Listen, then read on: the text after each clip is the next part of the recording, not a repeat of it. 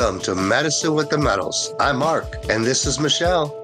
Join us on our psychedelic journeys. Wow, what a great week, Michelle, huh? Yep, another incredible week. I think that I'd like to start today talking off about the Plant Medicine Path Geodirectory. Absolutely, that thing's growing. It is growing massively. We drove up to Orlando this weekend and I was looking over it. I guess it had been a couple of weeks since I'd seen the directory, and there's probably about 75 listings on there right now. Yeah, it's really cool, really important for the community and people wanting to evolve in this space and to get their brand out there and their niche and whatever they do in this space of healing. Such a really cool opportunity. And talking about cool opportunities, how about this new packaging from our affiliate Mama Dose, huh? I'll tell you what, those folks over there at Mama Dose know what they're doing when it comes to microdosing psilocybin. Absolutely, absolutely. That's beautiful packaging. Can I see it again? Wow, let's see it, huh? Beautiful. So stick with us after this commercial break and we'll be back with Nina.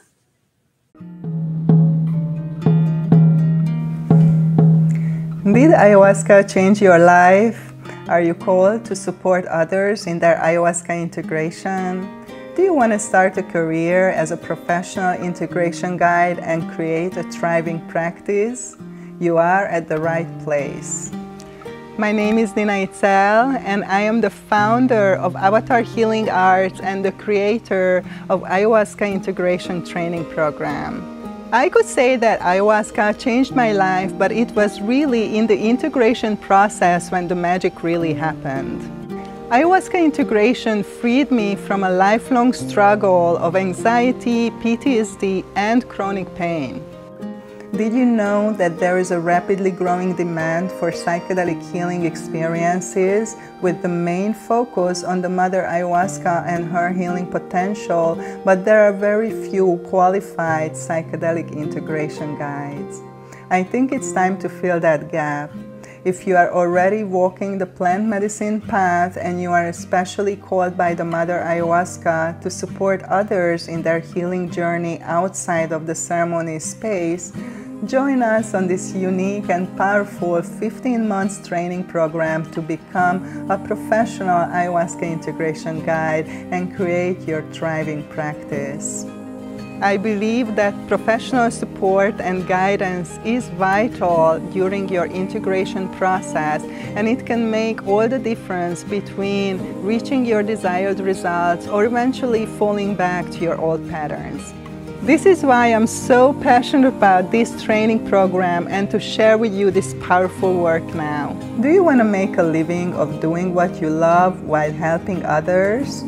Through my extensive work with the mother ayahuasca and with my background in psychology, holistic healing, and shamanic practices, I alchemized a framework, a map that combines the powerful ayahuasca with a guided container and holistic approach for breakthrough results. I share with you this integration framework, this map, in my book, Heart Medicine, Ayahuasca-Assisted Therapy, and the Integration Process. My clients who struggled with suicide, anxiety, depression, chronic pain, chronic disease, PTSD, and so on, found healing, happiness, and freedom through my ayahuasca integration program. But don't take my word for it, listen to their stories at the end of this video.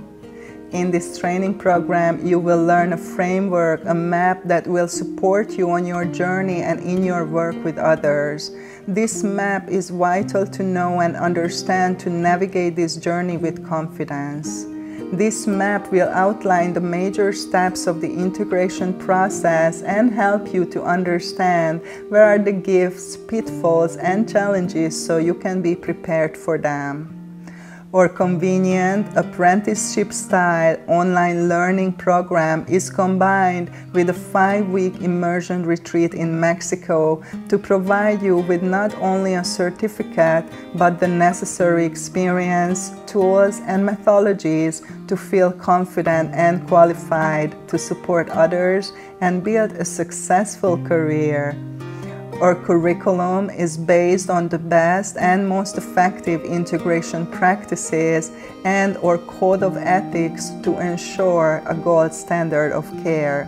When you deal with people's trauma, their soul, and their heart, you need to be committed to excellence because these people are putting their life in your hands. But more than that, this training program will provide you with regular supervision, community support, and client referrals to set you up for a thriving integration practice. When you follow your heart, you are led to the right teachers, and when the student is ready, the right teacher appears. Are you ready? I created this powerful training program for you to save you years of trial and error experience and to set you up for success. So don't hesitate any longer. Book your discovery call now. You're watching this. I feel like this is part of your calling, and trust yourself and trust it, because everything in the end will be so worth it. Every single day, I thank Mother Ayahuasca for her infinite gifts, because she and Nina have just made that much of an impact on my life. Having her expertise and her knowledge and just her support, it really got me to where I am today. That type of investment was and is so worth it. Connecting with Nina, I've kind of found a new way or a new direction to start living, starting to practice this thing we call self-love. It's really powerful. Having a coach, having somebody that will ensure that you make it to the point when it clicks is the most important thing, because you will fall off. What happened for me, my outlook became much more cosmic. Really, what became more and more obvious to me was that I really needed to love myself. I think the most important thing was don't give up, because at one point I wanted to. That's why you need that support. And knowing that I was going to check in with you every week, and knowing that I could call you really anytime I needed to, those were very important supports for me. I think I received more than I would ever have thought possible.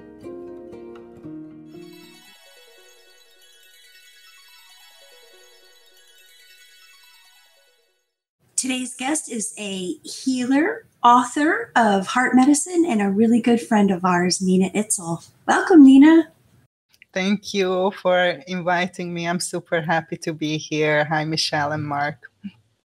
Hi, Well, we're Nina. excited to have you. We were just laughing this morning the first time when you invited us to be on your podcast. We were so nervous. Right. It's been a little bit of a journey this last 3 years, but why don't you go ahead and introduce yourself to everybody? Thank you. Yeah, so my name is Nina Izel. I'm from Hungary. I was born in Hungary. I grew up in Hungary, and then I lived most of my life in Europe between Hungary and Ireland. And I live in Mexico for 11 years now. So this is where I live and practice. And I'm originally coming from a background of psychology, but shortly after my studies, I went into more a holistic healing direction. And 15 years ago, I came across with shamanic plant medicine. And 12 years ago was when I got my calling from the Mother Ayahuasca and went to Peru to my first dieta, which I had so much expectations of how my life is going to be totally changed and perfect after that experience.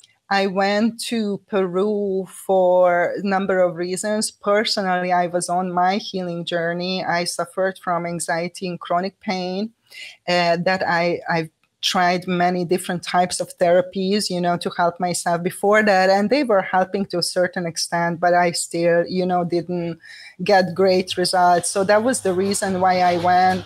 And the other reason was just the calling. Really, it was so strong for me, this calling, that I have to go and do this, that I didn't really think about much. And I didn't prepare for this. I didn't know that you have to prepare, to be honest. So I went in totally kind of blind, not knowing what's going to happen. But I had this expectation, that, I'm going to be enlightened, have all the clarity, heal all my trauma, talk to God, and everything's going to be perfect, afterwards. This is kind of what I was thinking from the little that I knew about psychedelics, and healing with plants before. And that's not what happened at all. Like, as Michelle mentioned, my first couple of ceremonies in Peru were extremely hard, very, very dark, very intense, little moments of clarity and bliss and understanding, but overall just like really, really intense and hard, and nothing that I expected. So in fact, I wanted to leave, that dieta. Like halfway through, I was like, okay, just get me out of here. And thankfully, the facilitators who were there helped me to work through what was coming up for me and stay till the end of the dieta. And I did have a breakthrough, in the end, in terms of understanding and stuff like that.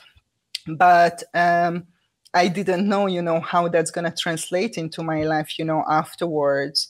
But even the first dieta I went to, the pain that I was dealing with, it was reduced, like I would say, like 60-70% the intensity after my first dieta. So I was like, wow, there is really something here, because nothing I tried before helped me so effectively.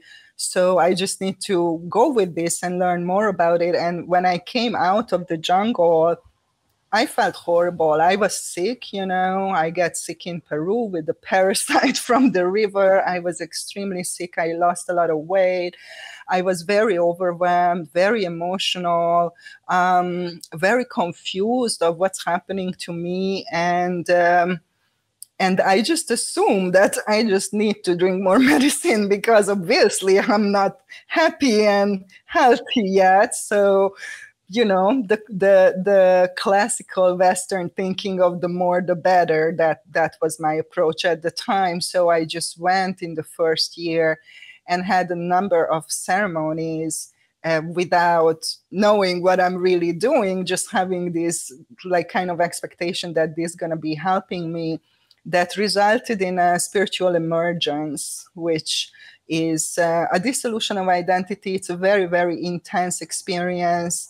I thought at that time it was extremely scary. I thought that I'm going crazy and I'm going to end up in a mental hospital and I'm going to know that I'm crazy. That was my biggest fear at the time. It was so... Were you a therapist at the time?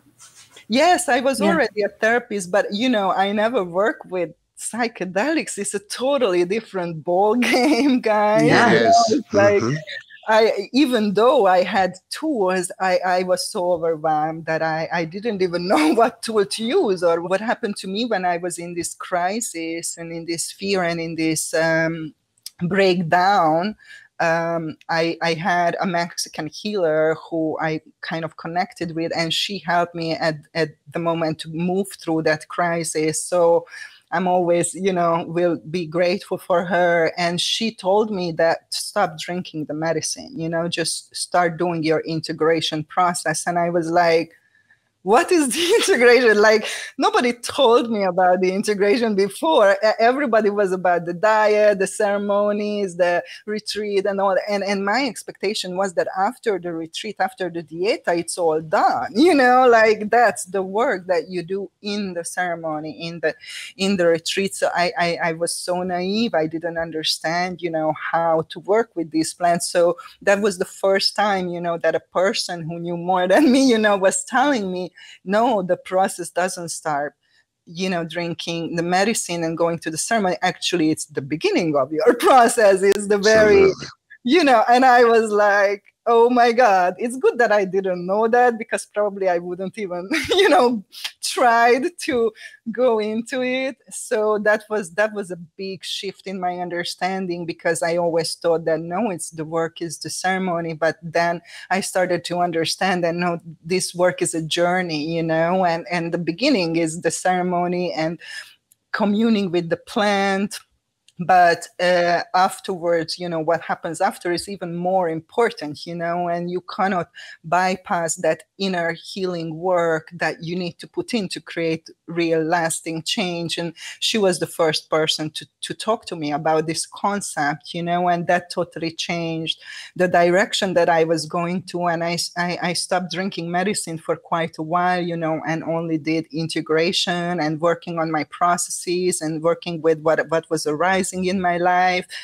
And that took quite a while, but once I kind of stabilized, after that integration, I realized that, wow, this was that missing link. This is why I didn't feel good, because I missed the part of the process. I just did the first part, and I never did, the whole process. And I was like, why nobody is talking about this? Like, this was guy more than 10 years ago. So you have to understand there was what we have in the internet today, the availability of information, this was not the case 10 years ago. Even the word of integration or psychedelic integration, I don't think that was like very commonly used, even in the space. So I was just like, I have to talk about this. This is so important. And this is how it started, pivoting my practice into psychedelic assisted therapy, because I started a podcast. I started write about my experience and talk about my experience with the integration.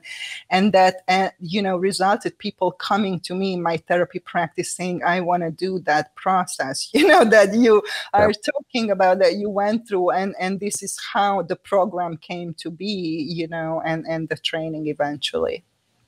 Yeah, probably the most important part of this, Pat, because, me and you have very similar stories, Nina, and I think we met probably about 3 years ago with this same understanding of, I drank the medicine quite often like you did in the beginning. And I kept saying, I have all these answers. I think I know. And, you don't know until you start really digging deep, and integration was the key. And I did most of my medicine in the States, and you were fortunate enough to do it with tribes, but it was still the same thing. When I was at this place of healing that I would go to every weekend, and I would see these people leaving, like hundreds every weekend, getting these breakthroughs and not knowing what to do with them, because we all know, after doing this for so long, that the medicine is such a small portion.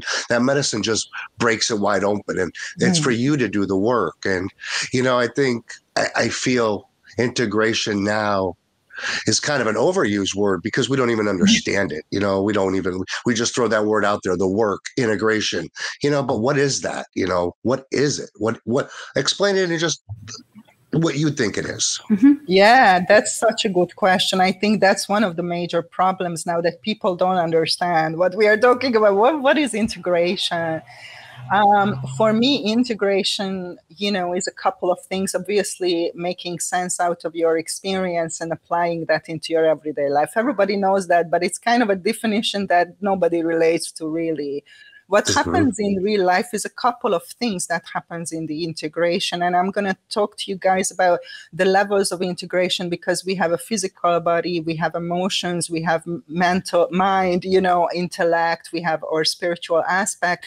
And integration does happen, on every level. And what I really mean on integration is bringing the parts of you together. Okay, so all of us are fragmented to a certain extent because of trauma, because of things that happened with us, to us. So that causes fragmentation and separation that results in illness and disease, like anxiety, depression, so on and so forth, because we are in this state of fragmentation. Integration is bringing these pieces together into that natural state of wholeness that we are. And how do we do this?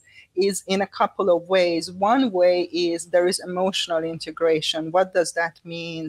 That means emotional release and emotional expression. So most people suppress certain emotions. We all are taught that some emotions are bad, some emotions are good, some things you shouldn't feel or express, and that causes, severe problems in our life. So one thing that's happening in the integration, especially with this plant, is that you start releasing emotions that you suppressed in the past. I'm sure people who drank ayahuasca, they know what I'm talking about. You are emotional.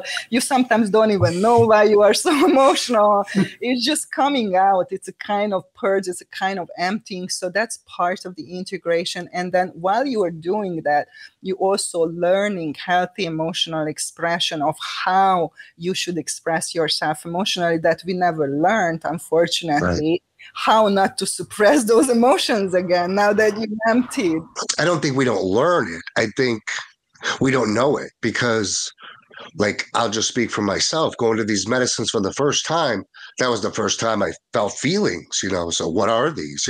Maybe I did understand those feelings when I was 4, 5, 6, but they were suppressed. So now you're coming back and you're like, what are these feelings? And you really put integration. I mean, I wish we can go back and put that in, like, that's what integration is, what you just said. We have to relearn things and we have to do things in a different way. And that is a process.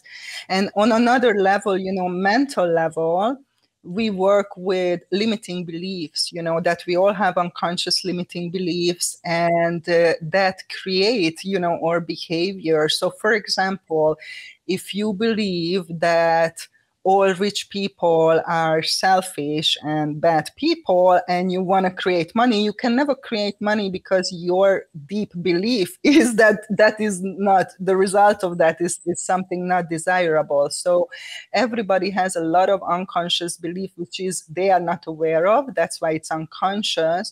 When we work with sacred plants, especially with the ayahuasca helps us to expand our awareness and become aware of these beliefs that we are holding deep in the unconscious, that result in behavior that we do not want. We do not want to perpetuate. We want to change. So that's another big part of the integration on the level of the mind, on the level of the intellect.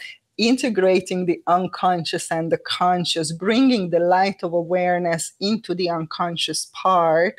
So we get all this information that we were not aware before, and then, act accordingly and change what you do not like. So that's also a big part of the integration process on the mental level. And then on the physical level, it's integrating into your body, basically, because a lot of people don't inhabit their physical body. They have a very bad relationship with their body. A lot of women I know hate their bodies, and I'm sure it's like a lot of people.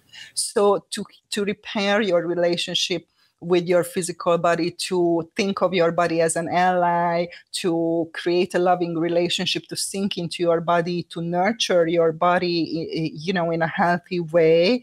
That's also really big part of the integration process. And then lastly, on the spiritual level, and I think this is one of the biggest part, is to bringing that divine quality into your everyday life. Because what is spirituality? We are all spiritual. Everything is spiritual, So, but that understanding, what does that mean? What does that mean to you? That things are sacred, that the earth is sacred, that people, everything is sacred.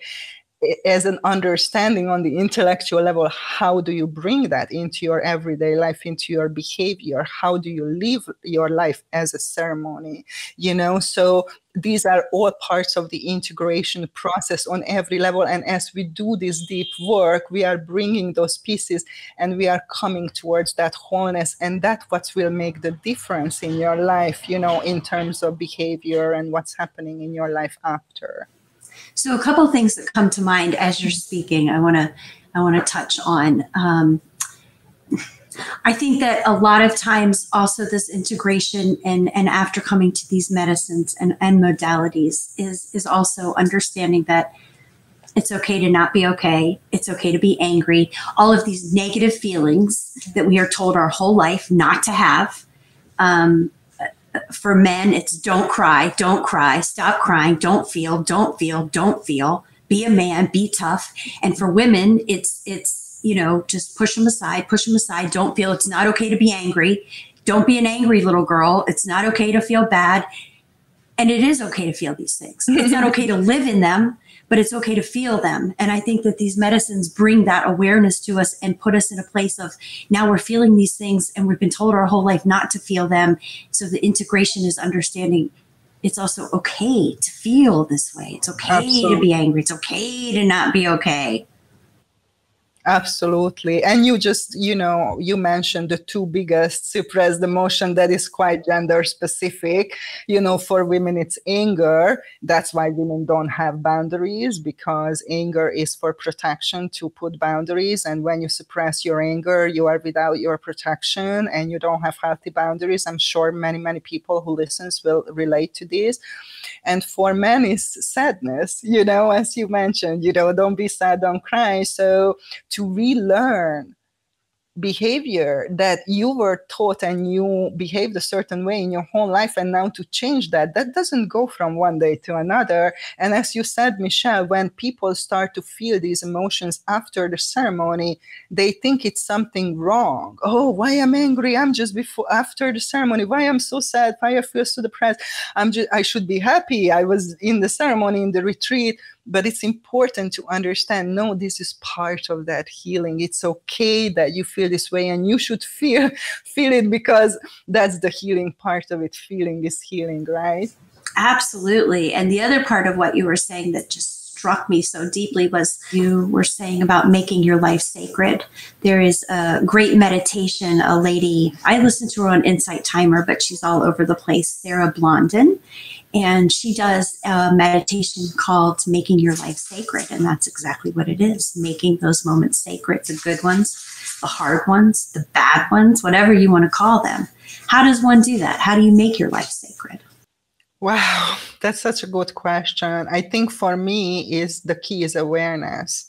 You know, the more aware you are of the nature of reality and the interconnectedness and the divinity of everything, it's kind of, you automatically do this. You know, it's not something that, oh, I have to do my sacred practice for 10 minutes. It's something that will permeate your life. When you go to the store, you will think about what you buy, you know, what kind of trash you're gonna create with that, you know, if it's like wrapped in plastic. If you buy a soap, you will buy a biodegradable one, because you will be aware that that goes into the earth, that feeds you, and you know, you wouldn't contaminate your own food or water, right? So I think it's just a question of awareness. And that's why I think that sacred plants are a big part in this, because they help us to expand our awareness, and they help us to remember all these things. And when we do, you automatically kind of live by it, you know, I think. That's beautiful. I love that. Yeah. That's so true. It does become automatic. It's not something you do. When you start understanding what no longer serves you, and you start letting go of these things that no longer serves you and replacing them with those things that serve you, you're right. It's automatic. And I think you just start loving yourself. You just start loving yourself more and more and more. I think in terms of healing, this is a big deal to talk about, because in our society, and I'm not just talking about Christianity, other traditions as well have this dogma of original sin, have this dogma that there is something wrong with you, that, you know, you have some darkness, some bad parts, that you should purify yourself forever, and you are not good enough, and all these kind of things, right? So I think this is, you know, when you start to heal, you start to awaken to the truth that this is not true, you know, that, Absolutely. and that's what self-love is, right? To understand that you are a divine being, you are a spiritual being, right? Having a human experience, and Right. that, you know, that understanding from this self-punishment that we do a lot, you know, I think everybody can relate to that, to move from that towards that loving and nurturing, you know, and that acknowledgement of who you really are. Right. Religion and spirituality are so profoundly different. I mean, religion is a taught process. It's definitely something that's taught to us, and you know, it's not who we are. And you brought up some very valid points. Religion also points out your negative flaws, that you should cleanse them. You know, where's the positivity in where your life is? It's just, you know, two different concepts that I think when you really do awaken to this, you see the big difference in both of these, because you have to be spiritual in some sense to understand the godly nature of all this, you know, the God, who you are and where you come from. And I don't say God, I say we all are God, but not in a selfish way. I say we all are God in the divine way, because all these stories, no matter any of these stories, Hindu, biblical, religion, Christianity, however you want to look at it, all lead to one thing, and that's all leading to some source. For me, psychedelic therapy, how it was very different from all the other healing modalities that I've been involved earlier, starting from psychology to holistic healing and all that kind of stuff, is that every one of those modalities focused on what is wrong. You know, this is wrong, we have to fix that. And I'm not saying you don't have to look, reflect, and make changes. So that's necessary. But it's totally missed the other part. Until I started working with plants, nobody ever told me that I have good parts, that there is so much goodness and power in me as well, not just, you know, all the crappy things that you need to change and work on. And I think that was why I pivoted and dedicated my life into this, because it's hard to heal when you believe about yourself that you are not worthy of love or even healing.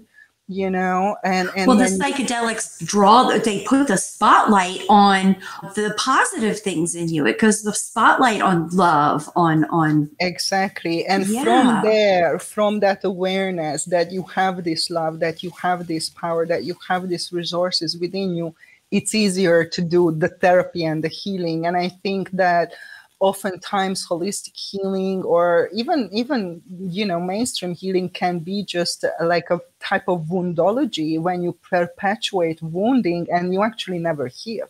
You know, and I don't think that's a good thing. You know, if like you should get results, you know, that's why we're doing this whole process. So that was a major plus for me with psychedelic therapy, you know, to see that, oh wow, there is more to us, more to me than all the bad things that you should change. Absolutely. A lot more. Can you talk to us about your book, Heart Medicine? Yep. I don't know. I just want to share my experience with people. The first part of the book is a kind of my personal experience with the medicine. Well, it's not completely up to date because it went out, I think, 4 years ago, but what happened, you know, in that period of time. And the second part, and that was another reason why I wanted to write the book, is about the integration process. As we talked about the different levels of integration, what does it mean on a physical, mental, emotional, spiritual level? How does it look like in real life? You know, what happened to me, what happened to my clients, so people can understand even better what we are talking about here. And I thought that is just so important, this information, because at that time there was really no guidelines of what to do in this what to expect. How do I know I'm integrated? I get this, you know, question all the time from people. Two questions. One of the thing is like, what is the dark night of the soul? My answer is, if you have this question, you didn't have one. Okay, because people like, did I have one and stuff? If you questioning, you didn't have, because if you would have about 7, what if you had about 7 or 10? Right? If you are in it, you will know that you are in the dark night. Yeah. You will know. So, and what's the second question? The second is like, how do I know that I'm integrated the experience? You know, because some people is like, oh, I had one integration session, so I'm integrated now. No, like the way you know that you did the integration and your inner work is that your life changed. That's you know, like we can measure things. I do measure my clients. We have session notes. We have a lot of written materials. We have before and after. And these are a couple of things that you can look out for too, if you are asking this question, how much I integrated my experience. Okay, so one of the thing is how your relationships changed. Okay, your primary relationships with your family, with your loved ones. You know, if you are in the same toxic relationships than you were in before, if you have no boundaries, if you are self-abusive, you know, all that, then no, you're not integrated yet, you know, the insights. Because, you know, if you would have, like, as I can say, and my clients, you know, your relationships improve so much and become more loving and accepting. Maybe you will lose some people, not everybody. Or they dissipate, right? Exactly. The relationships, or they dissipate. And that's also healing, to let go. To let go something that is not serving is healing, is part of the healing. So that's okay to lose people. And the people who stay, you will have more loving relationship and more acceptance, right? Your priorities will change big time. Your main values and priorities will change. Most of my clients before, because I always ask to write down their values and priorities, most of the time before the program is like hardworking, success, money, happy relationship, the usual stuff that people wish for. After the program is like compassion, self-love, taking care of the earth, like totally. Like, what are those first three things you just mentioned, Yeah, like, totally yuck. different. It's like Oh my money, God. success, like career, but who cares? You don't know. I just want to be in service. I want to take care of the earth now. So, that is a big part of the integration. If you do have the same values and priorities as you had before, again, you didn't integrate your experience yet. Another thing is normally people change location and career. That's my experience in my program. 99% of my clients pivoted their career because many people are not on the path that is their true path, right? And is their path of their heart. So if you're still in a job that you hate, again, you are not there yet. You need more work, because the result of that is that you start to move towards a career or a job that actually fulfills you and makes you happy and creates, a service into the world and helps others too. So that's another thing, and the same with location. A lot of people don't like where they are, so when you do all these changes, normally they move, to a location that better suits their new self, and the new path that they are on. So these are a couple of things that I can tell people, that if you ask yourself these questions, how are my relationships? How is my job, my career? How is where I'm living? How is my values and priorities? And if it's the same like it was before, then dive into your integration for sure. And if you are like, no, this changed so much better, great change, big change, then you are good. And you can say, I integrated a big part, because integration is a never-ending process, but we have milestones. And that's why when I work with people, we have an intention. So integration from our perspective, when you fulfill the integration or your intention, that's the end of your integration. So if your intention was, I want to let go of the crippling anxiety and depression that I had my whole life and nothing helped me, the end of my integration program is when you don't have more anxiety and depression. And I do have these results, and I do have these, on my podcast and everywhere on my website. That's why people come from all over the world to work with me. And that's why they are committing for 15 months, because change takes time. And if you want to change your life fundamentally, you need a bunch of time for that. And I think 1 year is relatively short compared to psychotherapy and other types of modalities that go on for years and years and years with seemingly very little results. This 15 months changes people's life. And it's 15 months because we go to the root of the problem. So this program is really geared to uprooting, your suffering.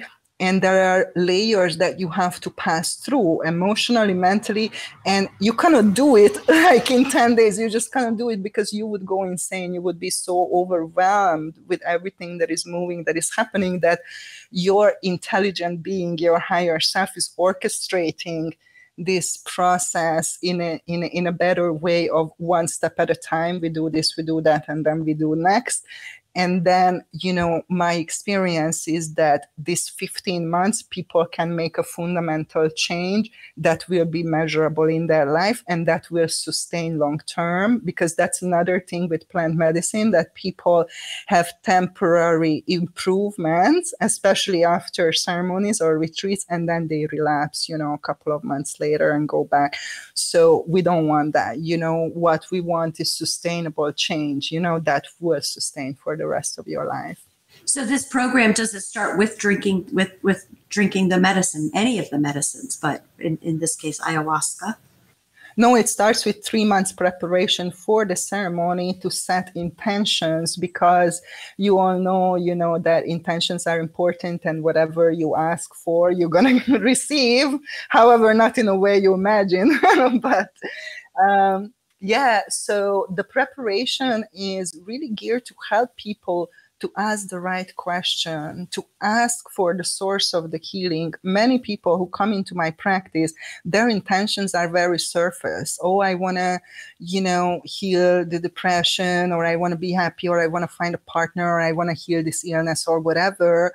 But we dig a little bit deeper why you are sick, like what caused the illness in the first place.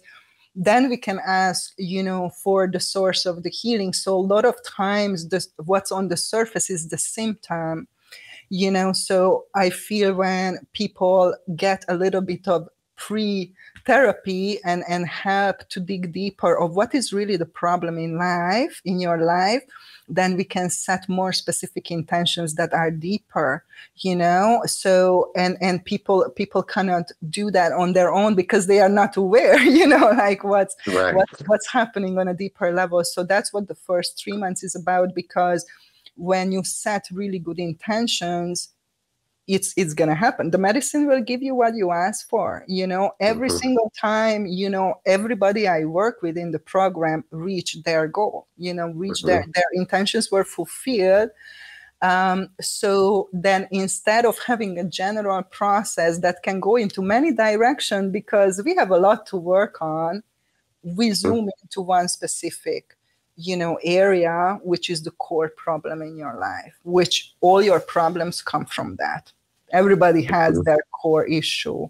Yeah. And that's where we want to work. We want to go all the way down to the root and uproot it there. Not work on the surface, to manage the symptoms, to help people to cope better. That's what psychotherapy does. And I come from that. So I can say that that's what it is. It helps you to cope better with your shit. It doesn't help you to heal it. Right. That's what the medicine. And that's all it is. That's all it is right there. You just nailed it.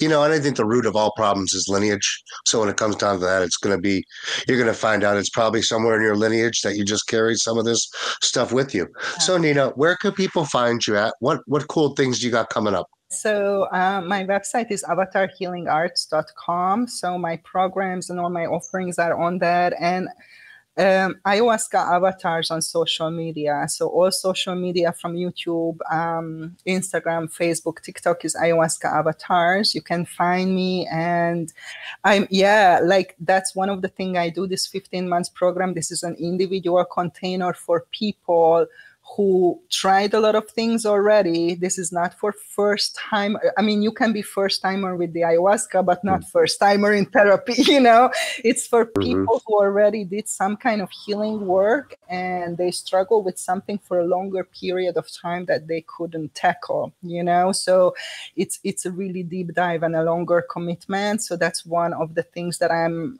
running, these last few years. And what we are excited about is the training program, which will be to train people in this integration framework in this longer format that I'm doing. And maybe we will have another episode about that. So I love that. I mean, I think that's really important right there. I think there's a lot of need for that, especially as the future of this medicine becomes more apparent to so many. So that's going to be a big part. Facilitators is very important. People come into this medicine, they say, oh, the medicine told me I'm supposed to serve the medicine. And then they just jump right in. It's not how it works. Yeah. I have something on my social media about the medicine told me. I did several with it because it's so funny because, this medicine is so symbolic. It's not very literal. And that's one thing. So not everything is literal that, the medicine is telling you. And the second thing is that a lot of times is our own projection. It's not the medicine telling us, is like, we are projecting, it's what you want, what you desire. And that's why you need support, because it's easy to fall into those pitfalls. It's easy to go into spiritual bypassing. this medicine is a very powerful tool that magnifies everything that is in you, the good, the bad, the beautiful, and the ugly. If you do not have support, if you do not have a container, if you do not have guidance, what most likely will happen that this medicine will magnify your narcissistic tendencies and your God complex. And we see that in the space a lot, that people think that they are all healed and they are some superior being, sent to planet Earth to help all the poor humans or something like that. And that's how you can know that you sidetracked a little bit, So if you think that you have no more healing to do, then definitely you are in that spiritual ego and that spiritual bypassing. And that can be dangerous, not just for the individual, but if these individuals do offer services, it can be dangerous for others. So it's very, very important that we have a high level of integrity and ethics, everybody who works in this field. And if you go on my website, we have our code of ethics and standard of practices on avatarhealingarts.com. is specific to ayahuasca professionals and ayahuasca healing experiences. So if you as a therapist or you as a client are interested, what are the rules and what is that is okay to happen in a container and what are things that shouldn't happen, then please, check out our code of ethics and best practices, because this is very important that we all educate ourselves, not just the therapists, but also the customers and the clients, that they have awareness about, what are the limits of this container so they can advocate for themselves if something is not going right. Well, yeah, because we're here to educate and help educate people, but it's your responsibility. It's your responsibility to educate yourself about who you're getting the medicine from, who's facilitating your integration, all of it. There's Nina, enough education out there. Yeah, there is. You're not going to go to Jimmy Bob the Shaman, who is just next week's guy out of Peru. And there's a lot of those out there right now. And, I think this is why we do what we do. You do what you do. We love what you do, Nina. You've been in this space for a while. People know who you are, And when people start knowing who you are in the medicine space, that speaks volumes. So Thank you. Thank you so much. It was such a pleasure to spend time with you guys, and for all of our listeners, sending lots of love, and just all the best on your journey. Thank you. Let's just recap all your thing. Let's just recap all your where we can find you at, your social media sites, and we'll end it there. avatarhealingarts.com is my website, and all the social media, which is Facebook, Instagram, YouTube, and TikTok, is Ayahuasca Avatars. So you can find me. But if you just go to my website, avatarhealingarts.com, you can find all the social media links there. And I have a blog, I have a podcast, I have a lot of free content that I share with people, to help people on this journey. So check those out. And if you feel called, to do this type of deep dive, and if you feel called more to this particular medicine, the mother ayahuasca, then I would love to connect with you. Thank you so much. I hope you'll come back and talk with us again. We'd love to talk more about your facilitator training. Yes, I'm excited about that. Thank you so much, guys. It's always a pleasure. We love you, Nina. Thank you. Lots of love. Bye, everybody. Ciao, ciao. Hey, what a great story today. What some great information, Michelle. Great person. I mean, been in this space for a while. Very ethical about what she does. And, I'm really impressed. Yeah, Nina Izel is the real deal. She's one of the first people that we met in this space, and she is in this for all the right reasons. And she does things as upfront and ethically as they come. She is the real deal. She is. Looking forward to another great podcast next week. I can't remember who we have, but we're excited to have them. Next week is also Christmas. We're going to be moving. So Medicine with the Meadows is going to have a more official podcast room. We're very excited about that. Are you supposed to say that yet? I can. And today we have a new segment on Medicine with the Meadows, My Psychedelic Stories. And today's psychedelic stories comes from Gene Healy. He's from Dunedin, Florida.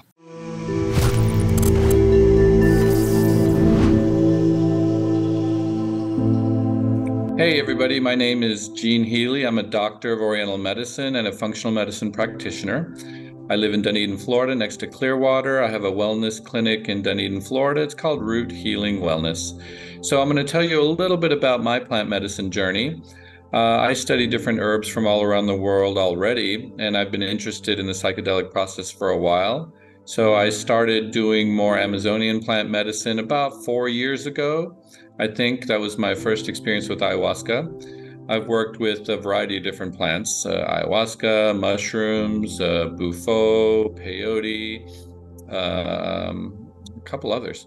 But nonetheless, most of my experience and my true love is ayahuasca, and I kind of sit with that relatively regularly, about once a month. So I'm about like 48 ceremonies in.